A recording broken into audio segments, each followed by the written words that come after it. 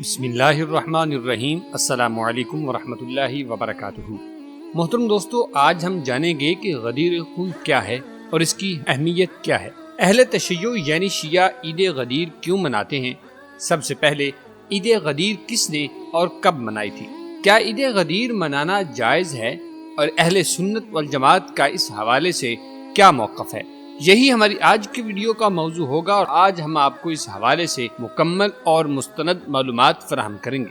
محترم دوستو، تاریخ اسلام میں دلچسپی رکھنے والوں کو غدیر کے واقعے کے بارے میں یہ جان لینا ضروری ہے کہ غدیر کا واقعہ ایک مسلمہ حقیقی واقعہ ہے اور اس میں کسی بھی طرح کا شک و شبہ نہیں ہے۔ اس واقعے کو مسلک اہل سنت اور اہل تشیع حضرات کے معتبر محدثین نے نقل کیا ہے، چاہے وہ محدثین ماضی بعید سے تعلق رکھتے ہوں یا وسطی دور سے یا پھر اس کے بعد کے ادوار سے۔ یہ واقعہ پیغمبر اسلام نبی کریم صلی اللہ علیہ وسلم کی حجۃ الوداع یعنی آخری حج سے واپسی پر غدیر خم نامی جگہ پر ہجرت کے 10ویں سال 18 ذی الحج کو پیش آیا۔ ناظرین گرامی، خم کے معنی تالاب کے ہیں۔ غدیر خم مکہ مدینہ کے درمیان واقع ایک مقام ہے جہاں سے حجاج کرام کا گزر ہوتا ہے۔ یہ ایک چوراہے کی طرح تھا۔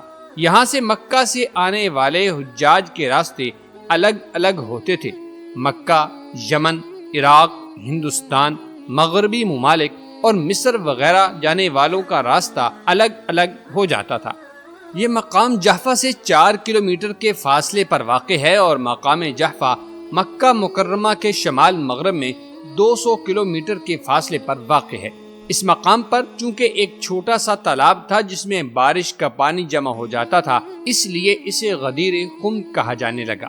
غدیر کے مقام پر پانی اور درختوں کی موجودگی کی وجہ سے وہاں سے گزرنے والے قافلے یہاں پر رکا کرتے تھے، یعنی آتے جاتے یہاں قیام کرنا، رک کر پانی پینا اور جانوروں کو پانی پلانا اور درختوں کے سائے میں آرام کرنا اچھا شمار کیا جاتا تھا۔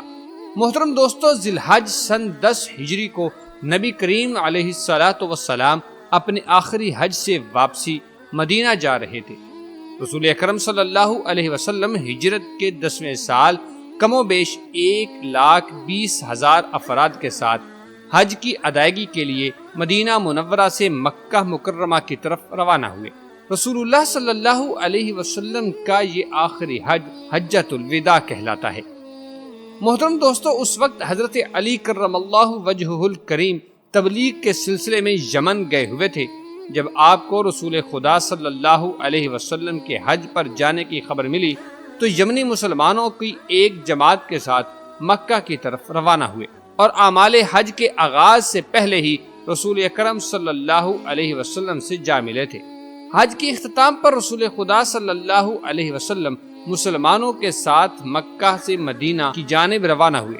فریضہ حج کی ادائیگی کے بعد مسلمانوں کا یہ عظیم الشان اجتماع بروز جمعرات 18 ذی الحج کو پیغمبر اسلام نبی کریم علیہ السلام کی معیت میں غدیر خم کے مقام پر پہنچ چکا تھا۔ دوستو، یاد رہے کہ اسی اثنا میں نبی کریم علیہ السلام پر وحی کے ذریعے قرآن مجید فرقان حمید کی آیات بینات کا نزول ہوا۔ نازل ہونے کے بعد رسول اللہ صلی اللہ علیہ وسلم نے قافلہ والوں کو رکنے کا حکم دیا اور جو ساتھی آگے جا چکے تھے ان کو واپس آنے اور جو پیچھے رہ گئے تھے ان کو جلدی جلدی غدیر خم کے مقام پر پہنچنے کا حکم ارشاد فرمایا۔ وہاں ایک عظیم الشان اجتماع عمل میں آ گیا۔ کچھ لوگوں کا کہنا ہے کہ وہاں 90,000 افراد موجود تھے اور کچھ لکھتے ہیں کہ 1,00,000 اور بعض مورخین نے وہاں جمع شدہ حاجیوں کی تعداد 1,20,000 ذکر کی ہے۔ دوستو، اس تپتے صحرا میں عرب کے باشندے بھی، جن میں بہت سے صحرا کی گرمی کے عادی تھے، سورج کی تپش کے باعث ریت پر کھڑے نہیں ہو پا رہے تھے، اسی لیے انہوں نے اپنے پیروں کے نیچے اپنی عبائیں یعنی چادریں بچھا رکھی تھی تاکہ زمین پر پیر رکھنا ممکن ہو سکے، اور کچھ صحابہ کرام نے ایک درخت پر چادر ڈال کر نبی کریم صلی اللہ علیہ وسلم کے لیے سائے کا اہتمام کیا تھا۔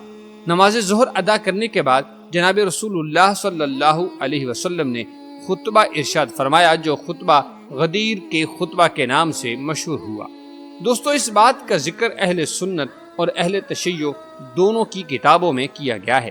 یاد رہے کہ زید بن ارقم رضی اللہ تعالی عنہ سے روایت ہے کہ آپ صلی اللہ علیہ وسلم نے سائبان لگانے کا حکم ارشاد فرمایا اور وہ لگا دیے گئے۔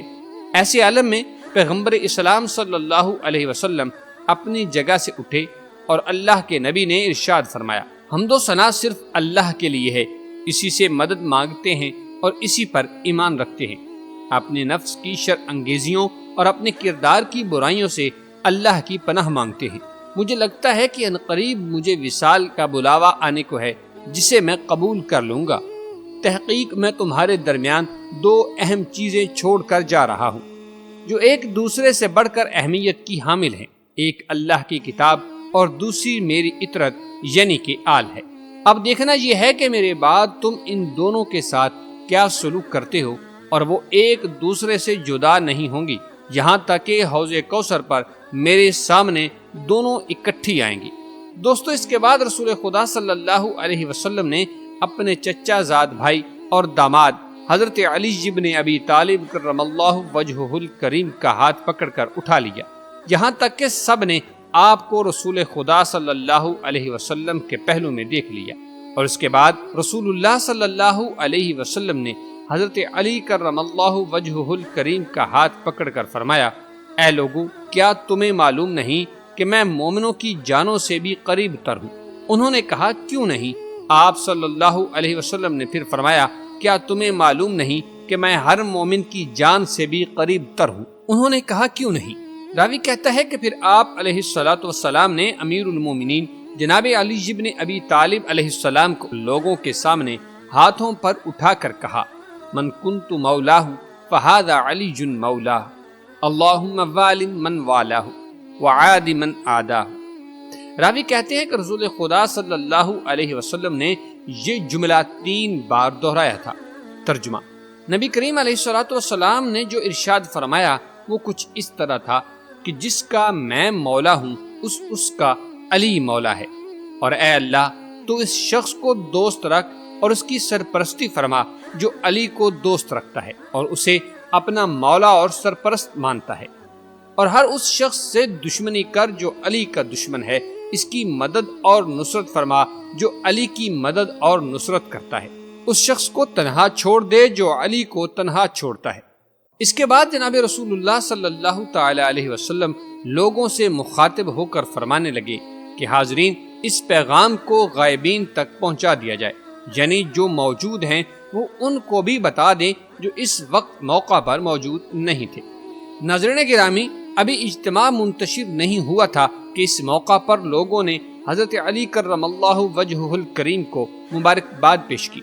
حضرت ابو بکر صدیق رضی اللہ تعالی عنہ اور حضرت عمر فاروق رضی اللہ تعالی عنہ مبارکباد پیش کرنے والوں میں پیش تھے، اور باقی صحابہ کرام رضوان اللہ تعالی علیہم اجمعین ان کے پیچھے مبارک دے رہے تھے۔ حضرت عمر بن خطاب رضی اللہ تعالی عنہ مسلسل یہ کہہ رہے تھے کہ مبارک ہو اے علی، آپ ہر مومن مرد اور عورت کے مولا ہو گئے ہیں۔ البتہ اس سے پہلے اور بعد میں آپ صلی اللہ تعالی علیہ وسلم نے اور بھی کچھ باتیں ارشاد فرمائیں، تاہم ہماری آج کی ویڈیو کا سب سے اہم حصہ یہی تھا۔ ناظرین گرامی، تاریخ اسلام میں کم ہی ایسا کوئی واقعہ ہوگا جو سند اور وقوع کے لحاظ سے اس قدر قوی اور مستحکم ہو۔ یاد رہے کہ حدیث غدیر کے کئی راوی ہیں۔ اہل بیت میں سے حضرت علی کرم اللہ وجہہ الکریم، سیدہ فاطمہ زہرا سلام اللہ علیہا، حضرت امام حسن اور حضرت امام حسین سلام اللہ علیہما، اور اس کے علاوہ 110 صحابہ کرام کے نام آتے ہیں، جن میں سے جید صحابہ کرام حضرت عمر بن خطاب رضی اللہ تعالی عنہ، حضرت عثمان بن عفان رضی اللہ تعالی عنہ، حضرت عائشہ بنت ابی بکر رضی اللہ تعالی عنہ، سلمان فارسی، حضرت عباس بن عبد المطلب اور حضرت ابو ہریرہ رضی اللہ تعالی عنہم شامل ہیں۔ ناظرین گرامی، شیعہ اور سنی مفسرین کے مطابق قرآن مجید فرقان حمید کی چند آیات حجۃ الوداع کے موقع پر واقعہ غدیر کے سلسلہ میں نازل ہوئی، جن میں سورہ مائدہ کی آیت نمبر 3، سورہ مائدہ کی آیت نمبر 67 اور سورہ معارج کی آیات 1 اور 2 تھی۔ اس حوالے سے روایات میں ایک واقعہ نقل ہوا ہے کہ جب رسول خدا صلی اللہ علیہ وسلم نے حضرت علی کرم اللہ وجہہ الکریم کے حوالے سے یہ اعلان کیا تو چونکہ دیگر اہل مکہ بھی قافلہ میں شامل تھے تو نعمان بن حارث فہری نامی ایک شخص آپ صلی اللہ علیہ وسلم کے قریب آیا اور اعتراض کی حالت میں کہنے لگا کہ آپ نے ہمیں توحید اور اپنی رسالت پر ایمان لانے اور جہاد، حج، روزہ اور نماز اور زکوٰۃ کا حکم دیا اور ہم نے بھی قبول کیا، لیکن وہ اس پر راضی نہ ہوا اور اب اس نوجوان کو مقرر کیا اور اس کو ہمارا مولا قرار دے دیا۔ اس شخص نے یہ اعتراض کیا کہ کیا یہ اعلان تو نے اپنی طرف سے کیا ہے یا کہ خدا کی طرف سے؟ تو جناب رسول خدا صلی اللہ علیہ وسلم نے فرمایا یہ اعلان خدا کی جانب سے تھا۔ تو اس نے انکار کی حالت میں کہا کہ اگر یہ اعلان خدا کی جانب سے تھا تو ایک پتھر آسمان سے میرے سر پر گرے۔ اسی حالت میں آسمان کی طرف سے ایک پتھر اس کے سر پر آ گرا اور وہ موقع پر وہیں ہی ہلاک ہو گیا تھا۔ دوستو اس کے بعد سورہ معارج کی یہ آیات نازل ہوئی۔ سأل سائل بعذاب واقع للکافرین لیس لہ دافع۔ ایک طلب کرنے والے نے طلب کیا اس عذاب کو جو ہونے ہی والا ہے، کافروں کے لیے اس سے کوئی ٹالنے والا نہیں ہے۔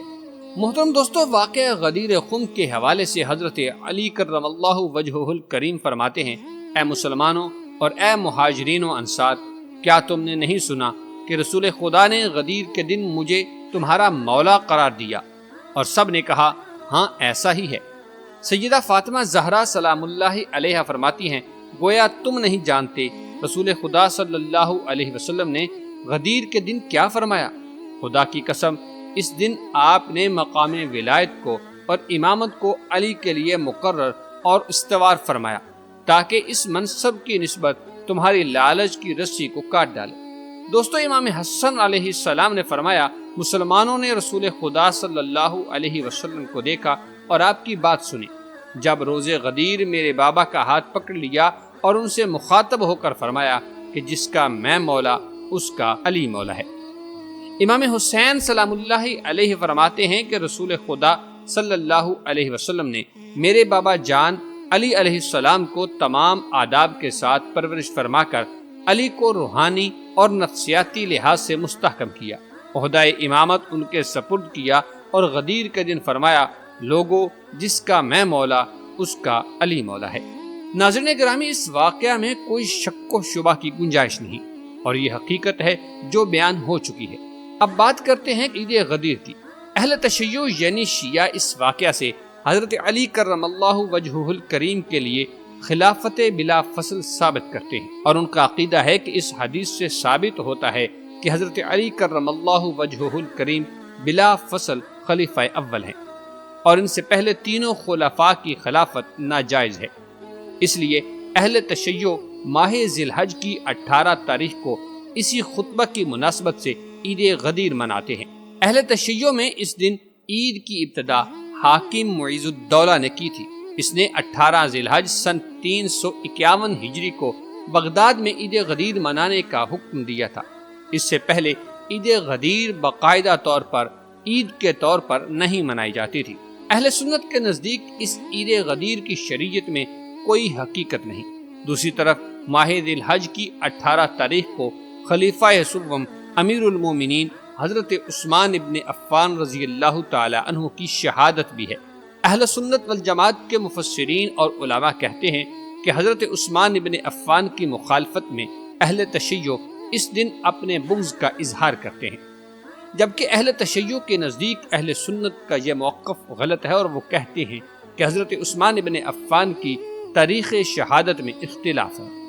ناظرین گرامی، یہاں یہ بات قابل ذکر ہے کہ واقعہ غدیر کے موقع پر جو مقام، جو فضیلت، جو خصوصیت جناب سیدنا حضرت علی کرم اللہ وجہہ الکریم کو اللہ تبارک و تعالیٰ کی طرف سے دی گئی اور رسول خدا صلی اللہ علیہ وسلم کی زبان مبارک سے عطا کی گئی، وہ خصوصیت کسی اور کو حاصل نہیں ہے۔ دیگر تمام صحابہ کرام رضوان اللہ تعالی علیہم اجمعین کا اپنا اپنا مقام اور مرتبہ ضرور ہے، مگر جو فضیلت اس غدیر کے موقع پر جناب داماد رسول حضرت مولا علی علیہ السلام شیر خدا کرم اللہ وجہہ الکریم کو حاصل ہے، وہ کسی اور کے حصے میں نہیں آئی۔ اللہ تبارک و تعالیٰ سے دعا ہے کہ اللہ تبارک و تعالیٰ ہمیں حضور نبی کریم علیہ الصلاۃ والسلام کے توسل سے اہل البیت اور صحابہ کرام رضوان اللہ تعالی علیہم اجمعین کا ادب و احترام اور ان کے ساتھ محبت و وابستگی کا سلسلہ قائم اور دائم فرمائے، آمین ثم آمین۔ امید کرتے ہیں کہ آپ کو یہ معلوماتی ویڈیو ضرور پسند آئی ہوگی۔ ایک نئی منفرد اور معلوماتی ویڈیو کے ساتھ دوبارہ حاضر ہوں گے، تب تک کے لیے اللہ نگہبان۔